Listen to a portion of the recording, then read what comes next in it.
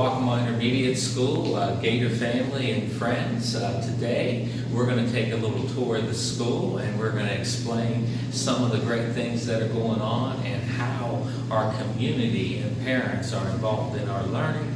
And so we'll just begin here in our lobby. And if you look over here, one of the ways our community members help us out, they sponsor a number of events. This is a saltwater ecosystem that we use through our science lab instruction. And it also just kind of pops our entrance here when you come in. And this is sponsored by Reinhardt Dentistry. They do a number of things through our business sponsor program and also help us with Awards Day. If you turn to this side of our lobby, you can see a number of trophies. We kind of run out of room. This is our 11th year in this school, and I've been the founding principal, Dr. Carnahan, and I'm very proud of what we've been able to do from our sports and our activities to golf and our rec baseball, through Blue Ribbon School and a number of First Lego League robotics trophies that we've been able to earn, a number of academic fair trophies as well. Our parents are very involved in this. They help us coach, they help us research topics that we need to use in those events, and we're very proud of the support that we are given. But let's take a walk down through the hall, and you can see some of our parents are out here today. Each 9 weeks we change, our grade levels change their big questions for our problem-based learning, and 6th grade's right through this door, and their topic is Animals Have Class, and they're going to be looking at how global warming affects and other weather events affect their habitats. And so we have some parents out here. Our teachers will explain to our parents what their curriculum will look like this 9 weeks, and then our parents come up with ideas and they will decorate our hallways to make them very inviting, and then our teachers will put up a lot of student work. Currently today is Greek and Roman Day for 6th grade, so you may hear some noise today as well. So we have a number of things going on, but our science theme is Animals Have Class.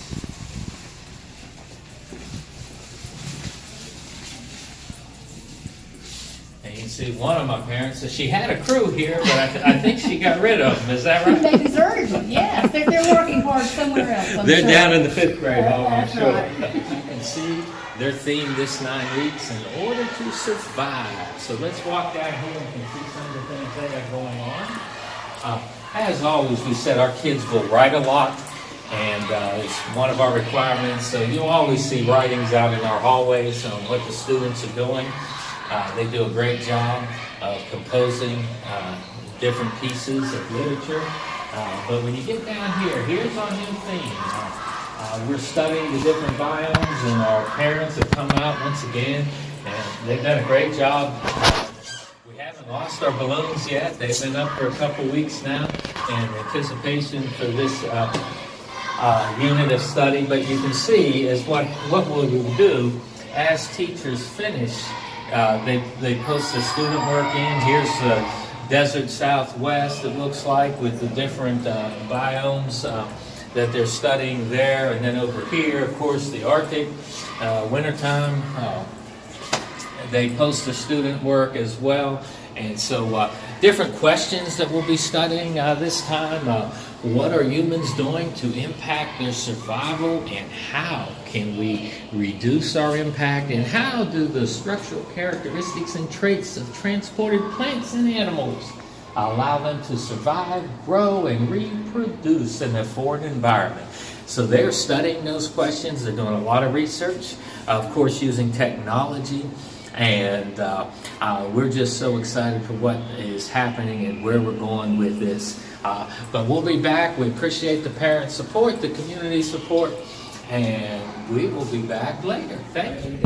5th grade starts out the year. Their themes will focus around Reconstruction, goes on for westward, expansion in the Oregon Trail, one of their favorites.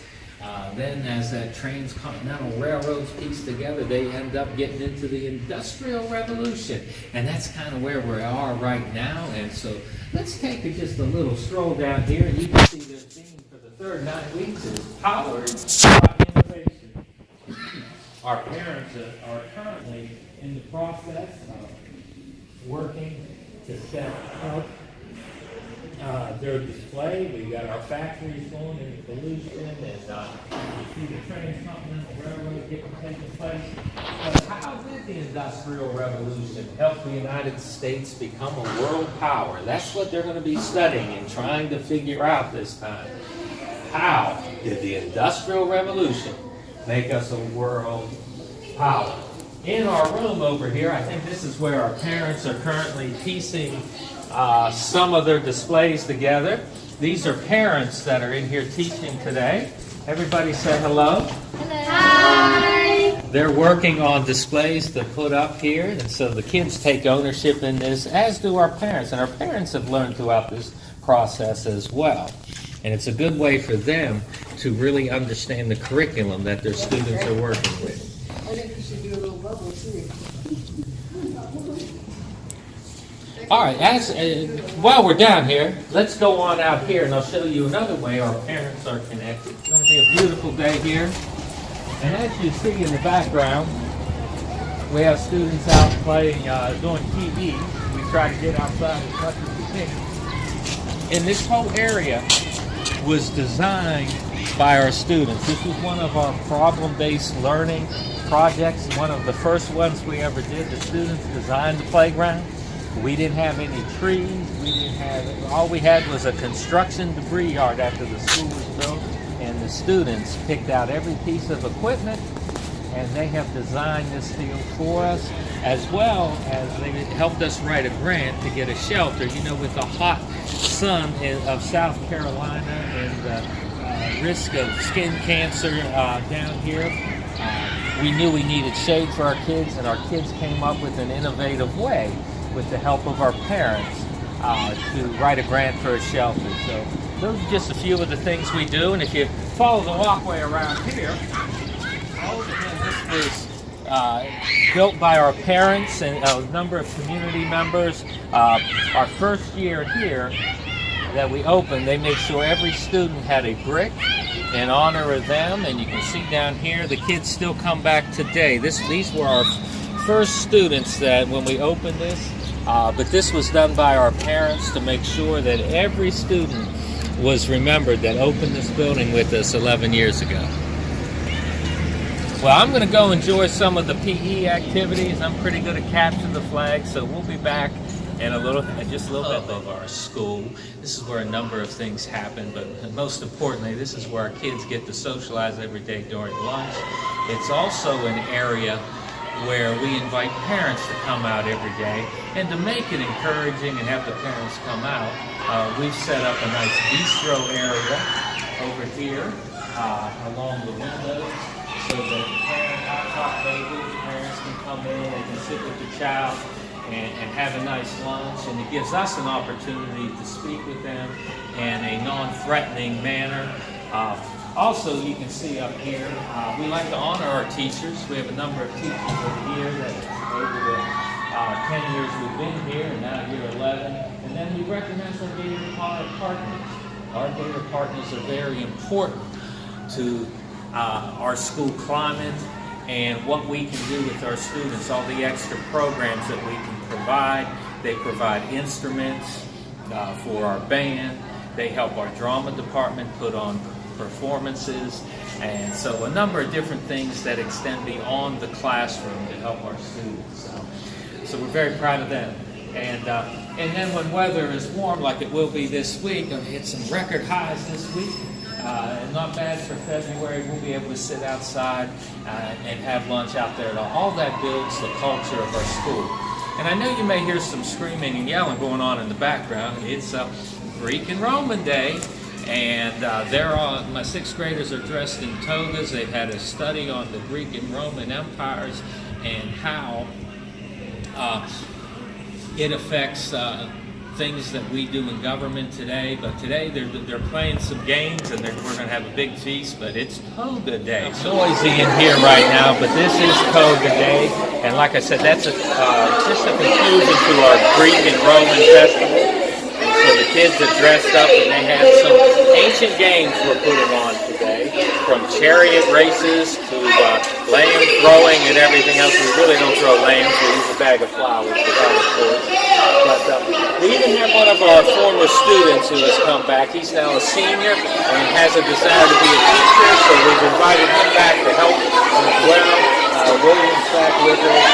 And something we try to do, if we know somebody who might want to go into education, we try to work with them as well, and they get permission to come over and help us out. Just a way for us to stay connected to our students. But it's going to get noisy in here. We know they're going to have a great time, whether it's the Corinth or Sparta or Omega. I don't know who's going to win today, but they're having a good time with the game. Here at Waccamaw Intermediate School is our reading cafe room, or just the cafe room. This is where we do professional development with our teachers. It's very important that teachers grow, and our parents realize that.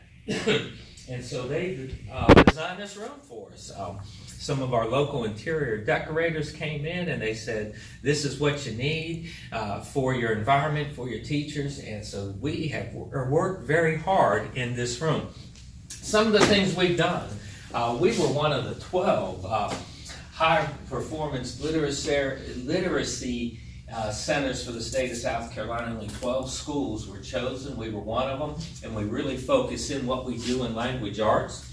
75% of the time, we require our students to be engaged in actual reading or writing. The way to get better at something is to practice. So they need to practice reading and writing every day, 75% of their language arts block. Those language arts blocks are a little bit different depending on your grade level. Here in 4th and 5th grade, we require 2 hours of unencumbered instruction in language arts, and in grade 6 it is 90 minutes. So just some of the things. We encourage our teachers to come in here all the time. One of the ways is, of course, coffee and snacks, so they have that available to them. There's also, these are books and resources in all these containers to help our teachers. And then we have our reading board. We do a balanced literacy program. And it goes off Fontes and Pinnell. We level all of our students. And then we find out where their strengths and weaknesses are, and we have fluid groups throughout our literacy, whether it's comprehension, accuracy, fluency, or expanded vocabulary. And those groups will switch up and change, but we focus in on what our students need. And the main thing we do throughout the school day is we focus on an inquiry approach to learning versus a coverage approach. We just don't cover standards. We look at inquiry strategies and make sure our teachers are using these. We teach our teachers how to use these, and this is our focus. And that's what you see as you look at the problem-based learning going on down our hallway. We also look at a number of different assessments and data. Some people will tell you we assess students too much. That's not really the case.